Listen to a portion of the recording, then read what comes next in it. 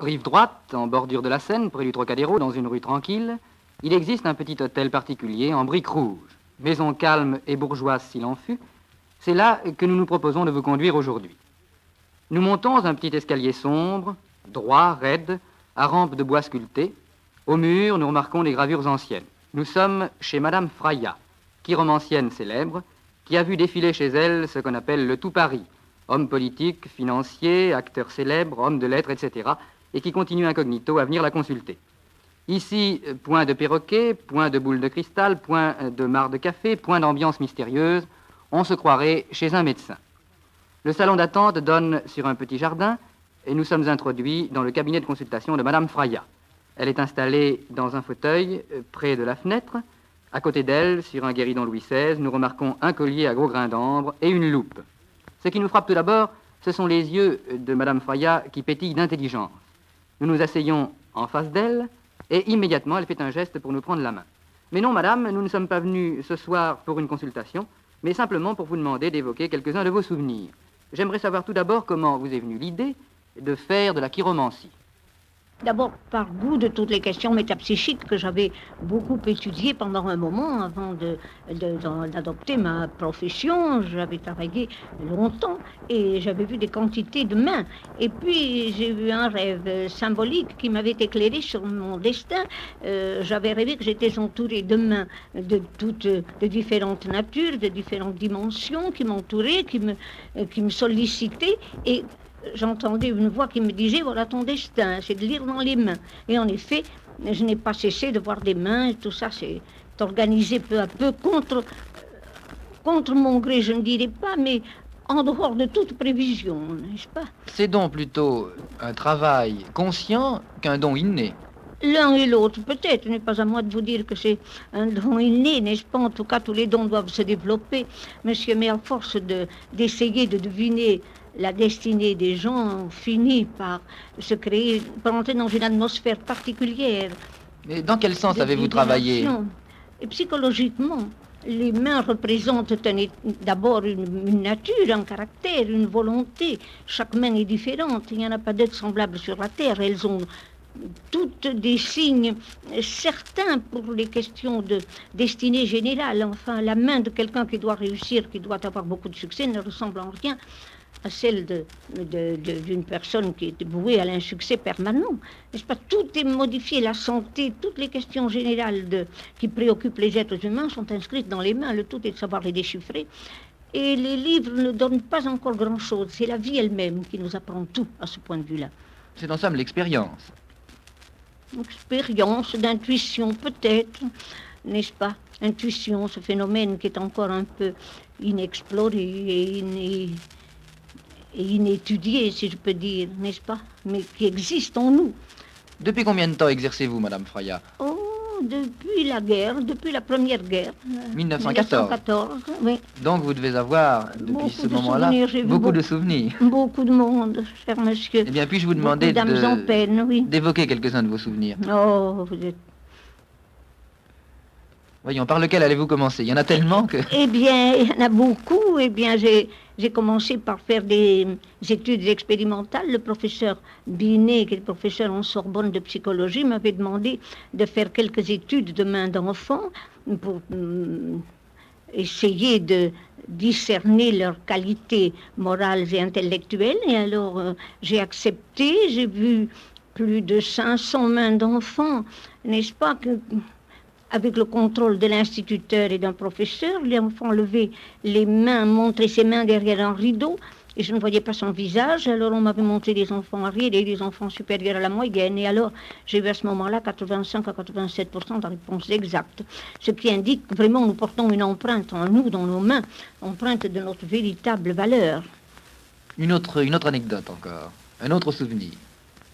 Eh bien, justement, à l'époque de mes débuts, c'est-à-dire un petit peu avant la guerre, j'avais eu la visite d'une femme accompagnée d'une de mes clientes, d'une charmante femme distinguée, un peu réservée, qui me donnait l'impression d'être une étrangère, ne parlait pas beaucoup, à qui j'avais annoncé beaucoup de malheurs et à qui j'avais dit, vous avez dans votre famille un homme puissant qui vient de faire une entreprise un peu en désaccord avec ses possibilités et qui sera ruiné, il ruinera toute sa famille en même temps. Alors, tout ça avait paru ridicule et inexact. Et cette femme me dit, Madame, ce que vous dites ne peut pas m'arriver, je suis la sœur de l'empereur d'Allemagne. Alors, je lui avais répondu, il va nous déclarer la guerre et il sera vaincu. Et ce qui s'est passé dans l'année même, au moment où on ne pensait pas encore que la guerre allait éclater, car nous étions tous très calmes jusqu'au mois d'août. Enfin, personne ne prévoyait la catastrophe qui était tout proche. L'Allemagne n'a pas cessé de nous... De nous ennuyer, oui, très sérieusement. De nous provoquer et de nous gêner, oui. Avez-vous un autre souvenir encore? À présent... Vous en avez tellement. Tout à l'heure, vous m'avez parlé, lorsque je suis entré, d'Anatole France. Ah oui, il était extrêmement bienveillant vis-à-vis de moi. J'allais souvent le voir Villa Saïd. Et un jour, je lui avais annoncé une chose désagréable concernant sa santé. Je lui avais dit qu'il serait obligé de garder le lit et de rester dans le repos pendant quelques semaines. Et alors il m'avait répondu comme ça, sur le ton d'ironie qui lui était familier, nous verrons qu'il y a le plus de chance, si c'est vous, si c'est moi qui échapperai à la maladie, ou si c'est vous qui aurez la chance d'avoir raison. Et alors il est tombé malade, il est resté couché en effet plusieurs semaines, et il m'avait prié de revenir le voir, il m'avait invité en me disant, voyez, c'est vous qui avez plus de chance que moi, puisque je n'ai pas pu lutter contre votre prévision. Lorsque vous regardez... Que je ne dirai pas, mais quoi? Oui, parce qu'évidemment, il y a des choses certainement oui, bien sûr, que vous ne pouvez pas dévoiler. Vous avez raison. Êtes presque comme un grand médecin, en quelque sorte. Vous avez raison. Mais je voudrais savoir, lorsque l'on vous présente une main, qu'est-ce qui vous frappe d'abord lorsque vous voyez une main? Quelle est la chose qui vous frappe en premier lieu? Eh bien, le degré d'intelligence et la valeur morale de la personne qui est près de moi. Oui, les mains sont très...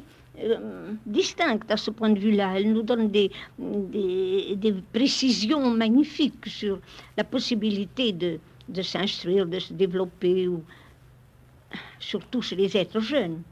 Tout le monde. Et puis alors le degré d'activité, les possibilités d'activité, le succès que l'on peut avoir dans les affaires. En ce moment, voyez-vous, monsieur, ce qui préoccupe le plus l'humanité, c'est la question d'argent, surtout pour nous, partout d'ailleurs, pas seulement en France, partout. La question de travail, tout le monde s'est mis au travail, l'activité a redoublé, les gens donnent des preuves d'une volonté magnifique, vous savez, pour lutter contre la mère destinée actuelle et les difficultés actuelles, oui. Les femmes particulièrement ont fait preuve de beaucoup de patience et d'une grande évolution. La question d'argent, en somme, prime la question amoureuse. Un peu, oui, évidemment, il y a toujours des amoureux, monsieur, on les laisse se marier très jeunes. Car tout le monde se marie très jeune en ce moment, n'est-ce pas? Mais la grande tendance... Mais la grande tendance, c'est le travail, le succès dans le travail, les affaires. C'est en somme le grand... grand... Et les femmes elles-mêmes se sont mises au travail. Elles ont donné des signes extraordinaires d'évolution et de perfectibilité, les femmes. C'est en somme le grand changement et la grande évolution que vous avez remarqué depuis la guerre. Mais c'est magnifique, vous savez. Je parle de femmes moyennes qui n'avaient pas de culture commerciale et qui se sont mises au commerce avec succès. Et qui sont honnêtes et qui font tout correctement. Oui, mais en somme, l'humanité tourne un peu plus vers le matérialisme, alors, d'après vous. Oui, par obligation, peut-être pas pour éternellement, parce que dans le fond, tout le monde a des aspirations vers l'idéal, vous savez. Évidemment, lorsque l'équilibre sera rétabli. L'idée religieuse peut renaître dans les âmes. Je n'en serais pas étonnée. Pour le moment, elle semble éteinte, mais elle peut se réveiller tout d'un coup, parce que nous aurons besoin d'un réconfort soudain, oui. D'ailleurs, des quantités de petites sectes religieuses commencent à faire parler d'elles en ce moment. En Suisse, en Angleterre, surtout dans les régions protestantes. Est-ce qu'on vous consulte davantage qu'avant la guerre ou bien moins qu'avant la guerre? C'est à peu près la même chose. C'est à peu près la même chose. Oh oui, oui. C'est très difficile d'évaluer tout ça, monsieur Mo. Certains jours, il y a beaucoup de monde, à d'autres moments, il en vient moins. Enfin, tout ça est un peu mêlé, ça dépend de l'état d'esprit des gens, du souci qu'ils ont. C'est comme exactement les malades. On ne compare pas un médecin, mais c'est comme exactement les malades. Ils vont voir les médecins quand ils souffrent, n'est-ce pas? Et pas quand ils sont bien portants. Eh bien, Madame Freya, nous avons Eh bien, parlé... monsieur, je suis enchantée. Mais je n'ai pas fini, C'était parce que nous d'abord- avons parlé beaucoup du passé, mais nous n'avons pas parlé encore de l'avenir. Or, il serait tout de même un peu ridicule de venir vous voir et de ne pas parler un peu de l'avenir. Voulez-vous Vous avez nous raison. donner Eh une bien, phrase monsieur, là-dessus? je crois que la France se réveillera, qu'elle sortira de cette espèce de torpeur dans laquelle la guerre l'a plongée, et que nous aurons des jours très brillants, et que notre situation s'améliorera. Nous deviendrons une nation forte et belle en Europe, avec laquelle on sera obligé de compter, et qu'on ne mettra pas au rang des petits pays comme on voudrait, qu'on aurait des tendances à le faire à présent.